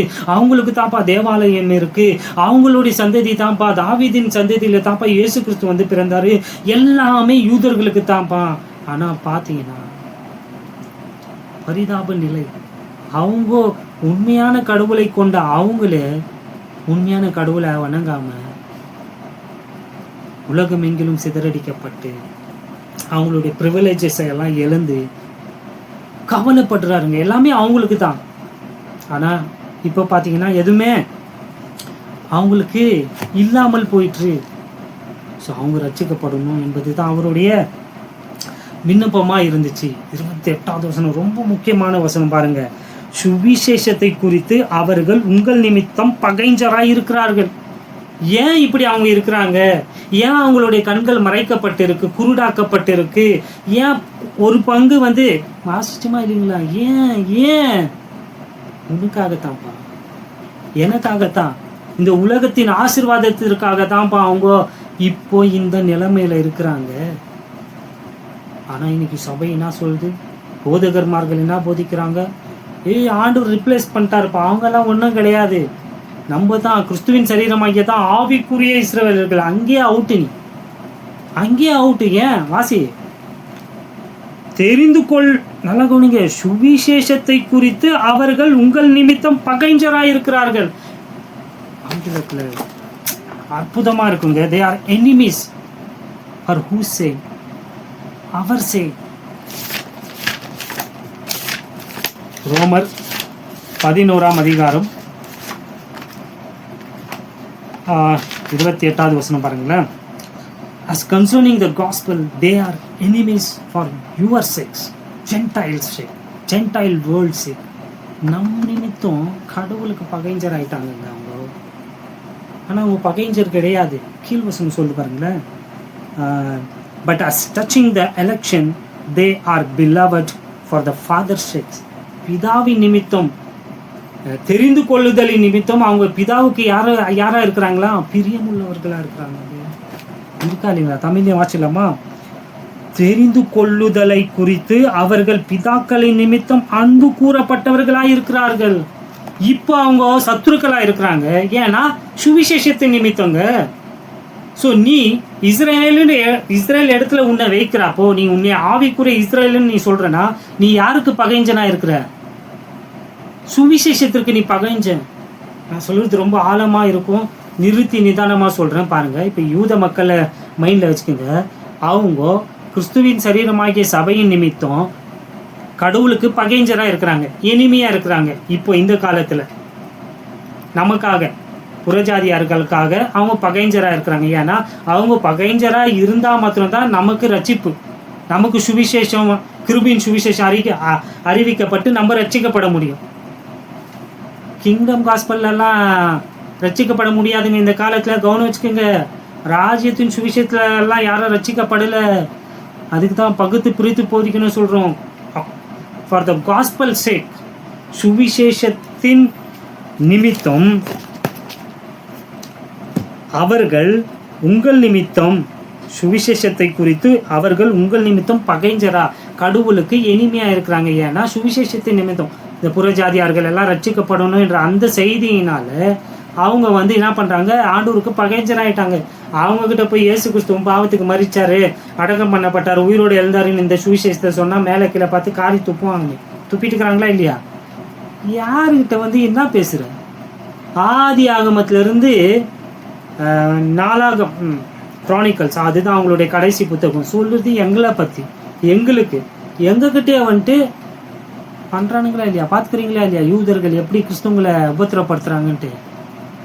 அவங்க கிருபையின் சுவிசேஷத்தெல்லாம் அவங்க ஏற்க மாட்டாங்க, அவங்க ரட்சிக்கப்பட மாட்டாங்கங்க. இந்த காலத்தில் அவங்க தள்ளி வைக்கப்பட்டு இருக்கிறாங்க, பகைஞ்சராக இருக்கிறாங்க, குருடர்களாக இருக்கிறாங்க. யாருக்காக? நமக்காக. இப்போ நீ அவங்க இடத்துல உன்னை போட்டுக்கிற, நீ என்ன சொல்கிற? நாம் தான் ஆவிக்குரிய இஸ்ரவேலர்கள்னு சொன்னா நீ யாருக்கு சத்ரு? சுவிசேஷத்திற்கு சத்ரு நீ. கிறிஸ்துவின் சரீரமாய் சபைக்கு நீ சத்ரு. அப்படி போதிக்கிறவங்கெல்லாம் நீ இஸ்ரேல உள்ள அது ஃப்ளஷ்ஷாக கொண்டு வந்தாலும் சரி, மாம்சத்தின்படி ஆனாலும் சரி, ஆவிக்குரியபடி ஆனாலும் சரி, உன்னை நீ இஸ்ரேலோட ஐடென்டிஃபை பண்ணுறப்போ நீ எளிமையாக மாறுற சுவிசேஷத்திற்கு. உங்களுக்கு விலங்குதா இல்லையா நான் சொல்கிறதுன்னு? எனக்கு இதுக்கு மேலே எப்படி எளிமையாக உங்களுக்கு நான் சொல்லித்தர்றது? சுவிசேஷத்தின் நிமித்தம் அவங்க வந்து எளிமையாக இருக்கிறாங்கன்ட்டு வேதம் சொல்கிறேங்க. ஆனால் நீ சொல்கிற நான் தான் வந்து யார்? ஆவிக்குரிய இஸ்ரேலுன்னு சொல்கிறேன்னா நீ தான் வந்து சுவிசேஷத்திற்கு சத்ரு. ஏன்னா கிறிஸ்துவின் சரீரமாகிய சபைக்கு நீ சத்ரு. ஏன்னா கிறிஸ்துவின் சரீரமாகிய சபையில் ஆண் என்றும் இல்லை, பெண் என்றும் இல்லை, யூதன் என்றும் இல்லை, கிரேக்கன் என்றும் இல்லை என்று பைபிள் சொல்லுது. அப்போஸ்தலனாகிய பவுல் சொல்றாரு. இப்போ நீ யூதன்னு உன்னை சேர்த்துக்கிறிய, நீ இஸ்ரேலன்னு சேர்த்துக்கிறிய. இந்த கிறிஸ்துவின் சரீரமாகிய சபையில் நீ இந்தியன் கிடையாது, நீ வந்து இஸ்ரேல் கிடையாது, நீ பாகிஸ்தான் கிடையாது, ஆப்கானிஸ்தான் கிடையாது. ஆல்ரெடி சொல்லியிருக்கிறேன். எபேசியர் 2ஆம் அதிகாரம் ரொம்ப முக்கியமான அதிகாரம். நம்மளுடைய identity is in Christ. Body of Christ தாங்க நம்மளுடைய ஐடென்டிட்டி, நம்மளுடைய அடையாளம். நம்ம கிறிஸ்துவின் சரீரமாகிய சபை. அதை தவிர்த்து நான் தமிழனும் கிடையாது, நான் இந்தியனும் கிடையாது, நான் முஸ்லீம் கிடையாது, நான் வந்து யூதன் கிடையாது, நான் இஸ்ரேல் நாட்டை சேர்ந்த அதெல்லாம் அந்த எதுவுமே கிடையாது. கிறிஸ்துவின் சரீரமாகிய சபை. முதல்ல கிறிஸ்துவின் சரீரமாகிய சபைனாலே யாருக்கும் தெரியல. அதுதான் இங்கே பிரச்சனையே. அதுதான் யாரெல்லாம் கிறிஸ்துவுக்குள்ள இருக்கிறாங்களோ, those who are in Christ, we are in Christ, we are not in Israel, we are not in any denomination. விலங்குதுங்களால சொல்லுறதெல்லாம் நம்ம எந்த ஏக்கத்துக்குள்ளேயோ, எந்த ஜாதிக்குள்ளேயோ, எந்த மதத்திற்குள்ளேயோ, எந்த நாட்டுக்குள்ளேயோ, எந்த ரேஸ்லையும் கிடையாதுங்க. நம்ம கிறிஸ்துவுக்குள்ள இருக்கிறவங்க. You are in Christ, that is your new identity, you are new creature. We are new creation. ஒருவன் கிறிஸ்துவுக்குள் இருந்தால் அவன் புதிய சிருஷ்டியா இருக்கிறான். Brand new creation. பழையவைகள் எல்லாம் ஒளிந்து போயின, எல்லாம் புதிதாயின. இப்போ நான் நீ உன்னை தமிழோடு சேர்த்துக்கிற, உன்னை மதத்தோடு சேர்த்துக்கிறது, மாநிலத்தோடு சேர்த்துக்கிறது, ஜாதியோடு சேர்த்துக்கிறது. நான் இந்த நாட்டை சேர்ந்தவன், நான் இந்த இயக்கத்தை சேர்ந்தவன், நான் இந்த ஜாதியை. கிறிஸ்துவின் சரீரமாகிய சபை. You are not spiritual Israel, you are body of Christ. Please try to understand body of Christ. கிறிஸ்துவின் சரீரமாகிய சபையே புரிஞ்சு கொள்ள பிரயாசப்படு. நீ அவருடைய சரீரமாக இருக்கிற, நீ ஆவிக்குரிய இஸ்ரேல் கிடையாது. இஸ்ரேலுக்கு இடம் கிடையாது கிறிஸ்துவின் சரீரமாகிய சபையில். இஸ்ரேல் என்பது ஒரு நாடு, யூதர் என்பது அந்த நாட்டின் குடிவாசிகள். நீ ரெண்டுமே கிடையாது. ஒரு யூதனா இருந்தாலும், ஒரு இஸ்ரவேலனாவே இருந்தாலும், இந்த காலத்தில் நீ ரட்சிக்கப்படணும்னா சுவிசேஷத்தை ஏற்றுக்கொள்ளணும். எந்த சுவிசேஷத்தை? கிருபையின் சுவிசேஷத்தை ஏற்றுக்கொண்டா தானே உனக்கு ரட்சிப்பு. ரொம்ப கோபம் வருதுங்க இன்னைக்கு. தெரியறதில்ல, தப்பாக போதிச்சுட்டு இருக்கிறாங்க. நான் வேகமாக போக்குறேங்க. ஏன்னா நம்ம இந்த 83ஆம் அதிகாரத்தை முடிச்சுணுங்க. பார்ட் 2 எல்லாம் எனக்கு எடுக்க விருப்பம் கிடையாது. ஸோ எதையும் வந்து நீங்கள் என்ன பண்ணக்கூடாது, சரீரத்திற்குள்ளே சேர்க்கக்கூடாது. புளிப்பை சேர்க்காதீங்க. பரிசேயர்கள் எப்படி கள்ள உபதேசமாகிய புளிப்பை வந்து சேர்த்தாங்களோ ராஜ்யத்தின் உபதேசத்தில், கிறிஸ்துவின் சரீரமாகிய அந்த சரீரத்திற்கு கொடுக்கப்பட்ட உபதேசத்தில் நீங்களும் என்னத்தை சேர்க்காதீங்க, புளிப்பை சேர்க்காதீங்க. ஸோ 3வது வசனத்தில் வந்து நம்ம வாசிக்கிறோம், ஹிடன் ஒன்ஸ். வாசிச்ச மாதிரி இன்னொரு முறை வாசிங்களேன். மறைவில் இருக்கிறவர்களுக்கு, உமது மறைவில் இருக்கிறவர்களுக்கு விரோதமாக. இந்த மறைவில் இருக்கிறவங்க யாருன்னு பார்த்தீங்கன்னா, அவங்க தவங்க காட்லி ரெமனன்ட்டு, பரிசுத்தமுள்ள ஆவிக்குரிய யூதர்களை குறித்து தான் இந்த வசனம் என்ன பண்ணு போதிக்கிறது. இதை பற்றி ஆண்டவராக இயேசு கிறிஸ்து கூட மத்திய 24ஆம் அதிகாரத்தில் என்ன பண்ணியிருக்கிறாரு, டீச் பண்ணியிருக்கிறாரு. தானியல் 9ஆம் அதிகாரத்துலையும் இதை வந்து நம்ம பார்க்குறோம். 3 வருஷம் அந்த 7 வருஷம் ஒப்பந்தத்தில் அந்தி கிறிஸ்து 3 வருஷத்துக்கு அப்புறம் அந்த ஒப்பந்தத்தை மீறுகிறப்போ அவன் வந்து அந்த இஸ்ரேல் நாட்டை என்ன பண்ணுவான், உபத்திரவப்படுத்துவான், கொடுமைப்படுத்துவான். அப்போ வந்து அவங்களுக்கு வந்து ரெக்கை கொடுக்கப்பட்டு அவங்க என்ன பண்ணுவாங்க, ஓடி போய் ஒளிஞ்சிக்குவாங்க. இயேசு கிறிஸ்து சொன்னாரா இல்லையா மத்திய 24ஆம் அதிகாரத்தில், யூதேயாவில் இருக்கிறவங்கெல்லாம் மலைகளுக்குள்ளே ஓடி போய் என்ன பண்ணீங்க, ஒளிஞ்சிக்குங்க. அங்கே 3 வருஷம் ஆண்டவர் அவங்கள வந்து பத்திரமா அவங்கள போஷிச்சு அவங்கள என்ன பண்ண போகிறாரு, பாதுகாக்க போகிறாரு. அவங்க தான் ஹிடன் ஒன்ஸ். இங்கே சொல்லப்பட்ட அந்த மறைந்து இருக்கிற அந்த ஜனங்கள்ங்க. கனெக்ஷன் பார்த்து எல்லாமே இருக்குது. தானியலில் இருக்குது, மத்திய 24 இருக்குது, சங்கீதம் 83ஆம் அதிகாரத்தில் அங்கே என்ன பண்ணப்பட்டிருக்கு, சொல்லப்பட்டிருக்கு பாருங்க. அவன் உடன்படிக்கையை உடைச்சிட்டு இந்த யூத மக்களை எப்படின்னா என்ன பண்ண, அனஹைலைட், அவங்கள முழுதமாக வந்து என்ன பண்ண நினைப்பான், அழிக்க நினைப்பான். ஆனால் அவனால் அது முடியாது. ஏன்னா ஆண்டவர் அவங்கள வந்து என்ன பண்ண போகிறாரு, அந்த உபத்திரவ காலத்தில் சூப்பர் நேச்சுரலாக அவங்கள என்ன பண்ணுவார், அந்தி கிறிஸ்து அவங்களை அழிக்கிறதுல இருந்து அவங்களை என்ன பண்ண போறாரு, காப்பாற்ற போறாருங்க. இது எதோடு ஒத்து போகுது பார்த்தீங்கன்னா, வெளிப்படுத்துத விசேஷம் 12ஆம் அதிகாரத்தோடு இது ஒத்து போக பாருங்க. ஏன்னா சாத்தான் வந்து பூமியில தள்ளப்படுவான், கீழே வந்து அவன் அந்த ஸ்திரீயை வந்து என்ன பண்ணுவான், தியானிச்சிருக்கிறோமா இல்லைங்களா, போதிச்சிருக்கிறங்க. ரெவலேஷன் சாப்டர் 12 வெளிப்படுத்தும் விசேஷம் 12ஆம் அதிகாரத்தில் ஒரு ஸ்திரீ, அந்த ஸ்திரீ அவன் என்ன பண்ணுவான், உபத்திரப்படுத்துவான் இல்லையா. அந்த ஸ்திரீக்கு ஒரு குழந்தை பிறக்கும்.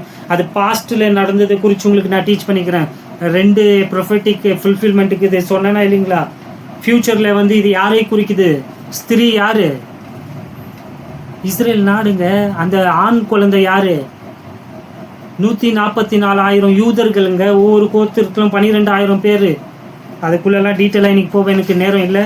அதை உங்களுக்கு வெளிப்படுத்தும் விசேஷத்தை உங்களுக்கு வேர்ஸ் பை வேர்ஸாக நான் போதிக்கலாம் பிளான் பண்ணியிருக்கேன். அப்போ அதை டீட்டெயிலாக உங்களுக்கு போதிக்கிறேன். அந்த ஸ்திரீ வந்து எங்கே ஓடி போகிறா, வனாந்தரத்திற்கு ஓடி போகிறாளா இல்லைங்களா. அதுதாங்க இடன் ஒன்ஸு. அவங்களுக்கு விரோதமாக அந்தி கிறிஸ்து செயல்பட போகிறான்ட்டு எழுதியிருக்கு பாருங்க. அவங்கள ஆண்டவர் என்ன பண்ணுவார், பாதுகாப்பார். வாசிங்க ஏசியா 26ஆம் அதிகாரம், ஐசையா சாப்டர் 26 16ஆம் அதிகாரம், ஏசியா 16ஆம் அதிகாரம் 4வது வசனத்தை பாருங்களேன். Let mine outcast dwell with thee. தமிழில் நீங்கள் திருப்பிக்கிங்க, வாசிக்கிங்க. நான் வேகமாக நேரம் இல்லாத வாசி இங்கிலீஷில் நான் போகிறேன். Let mine outcast dwell with தி.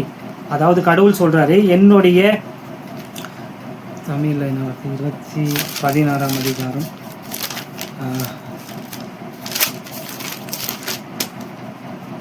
4வது வசனம் பாருங்க. மோவாபே, துரத்தி விடப்பட்ட என் ஜனங்கள் உன்னிடத்தில் தங்கட்டும். கடவுள் சொல்றாரு, துரத்தி விடப்பட்ட, அதாவது இந்த அந்தி கிறிஸ்துவினாலே துரத்தி விடப்பட்ட என் ஜனங்கள் மோவாபே உன்னிடத்தில் தங்கட்டும். Let mine outcast dwell with thee. மோவாபே எங்க இருக்கு, பெட்ராங்க.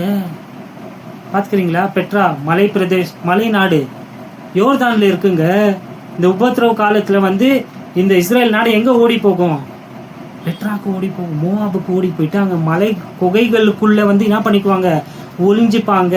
அங்கே சோறு தண்ணி யாருப்பா கொடுப்பான், 3 வருஷம். அதுக்கு தான் தேவதூதர் ஆண்டவரை நியமிச்சிருக்காரு. எலியாவை எப்படி காகத்தை கொண்டு போஷித்தாரோ அது போலவே இவங்க தப்பிக்கும்படியாக அவங்களுக்கு ரெக்கையை கொடுத்து தப்பிக்க தேவ தூதர்களை வந்து இவங்களுக்காக நியமித்து இவங்கள குகைக்குள்ள 3 வருஷம் கடவுள் என்ன பண்ண போறாரு, பாதுகாத்து அவங்கள போஷிக்க போறாரு. எழுதிருக்கு.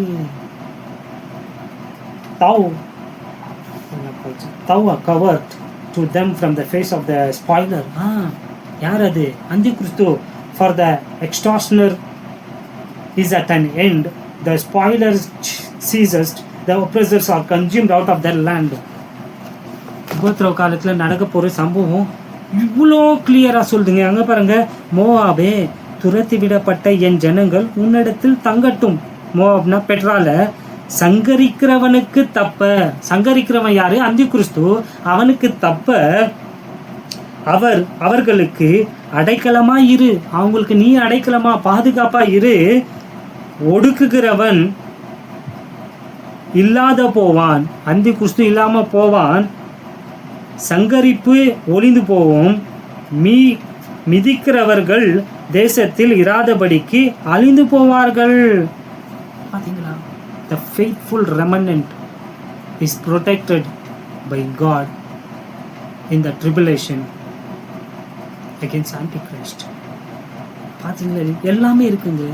அவங்க அந்த உபத்திரவ காலத்தில் தப்பிச்சு போவாங்க. எங்கே போவாங்க, மோவாபுக்கு, பெட்ரா அந்த மலை பிரதேசத்திற்கு. அங்கே போய் ஒரு குகைக்குள்ள அவங்க வந்து யாருக்கிட்ட இருந்து தப்பிச்சுக்குவாங்களாம், அந்தி கிறிஸ்துவக்கிட்ட இருந்து தப்பிச்சுக்குவாங்களாம். யாரு, உண்மையுள்ள யூதர்கள், த ஃபெய்த்ஃபுல் ரெமனன்ட். வசனம் நான் சொல்லுங்க, இன்னொரு வசனம் பாருங்க, 26ஆம் அதிகாரம், அதே புத்தகம், ஏசாயா 26ஆம் அதிகாரம் 21வது வசனம். இதோ பூமியினுடைய குடிகளின் அக்கிரமத்தின் நிமித்தம் அவர்களை விசாரிக்கும்படி கர்த்தர் தம்முடைய ஸ்தானத்திலிருந்து புறப்பட்டு வருவார். யாருங்க வரப்போறது, இயேசு கிறிஸ்து வரப்போறாருங்க. 2வது வருகைங்க.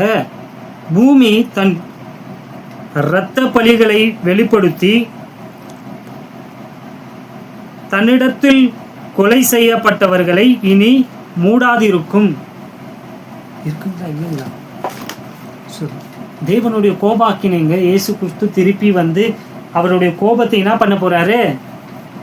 ஊற்ற போறாரு. அது வரைக்கும் இந்த ஜனங்கள், இந்த அந்த ரெமனன்ட், அந்த ஹிடன் ஒன்ஸ், மறைமுகமான அவங்க வந்து எப்படி இருக்கணும்?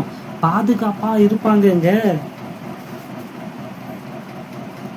இதுவும் அதே சம்பவத்தை தான் குறிக்கிறதுங்க. வேதத்துல எல்லாமே கிளியர் பிக்சர் இருக்கு, நம்ம பார்க்கறதுல. பரிசுத்த ஆவியானவர் இந்த வார்த்தைகளை கொண்டு உங்களுக்கு ஊழியம் செய்வாராக.